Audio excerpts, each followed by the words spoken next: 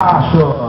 Obrigado, prefeito municipal em Bandeirantes dos Navegantes, Mário Guaraci de Souza. Um forte abraço a Larissa, secretário de Turismo da Copa. Cumprimento todos os secretários, inclusive de obras, que está aqui curtindo esse paraíso. Obrigado, secretário. Forte abraço, rapaziada, que compõe o Poder Executivo de forma sensacional e o Legislativo dispensa comentário.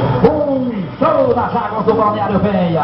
Vamos lá, vamos trazendo. Agora sim, daqui a pouquinho vai passar. Passou o Valdir Escrevi, é o quarto colocado. Agora na última volta já vem passando aí. Tá certo o Denise Casarini, que vai receber a bandeirada branca. A bandeira branca sinaliza. Última volta dos pilotos. Última volta dos pilotos do circuito. Última volta dos pilotos na raia. Última volta do piloto no círculo externo da raia.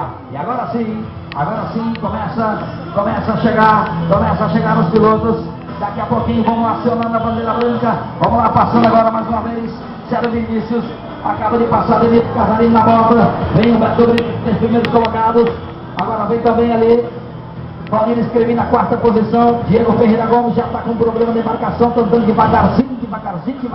Tá certo, Johnny? Nosso fotógrafo, tudo certinho? Captou as imagens legal? Então capricha aí, Johnny. Eu sei que você é fera, tá certo? Um dos maiores e mais renomados nomes da fotografia do Brasil. Então tá bom, vem pra aqui mesmo, você não vai fazer nada, moça. Obrigado. Bandeira branca agora. Prepara a trilha, Klaus. Vamos acompanhar. Finalzinho da reta, da curva aqui da via proposta. Agora, Denise Casarini, ele vem contornando, assentando, punho baixo, dedo pincado, boia vermelha, acaba de passar, terminando a reta oposta, entrando na curva da reta dos boxes. E eu peço pra soltar, solta pra ele curtir.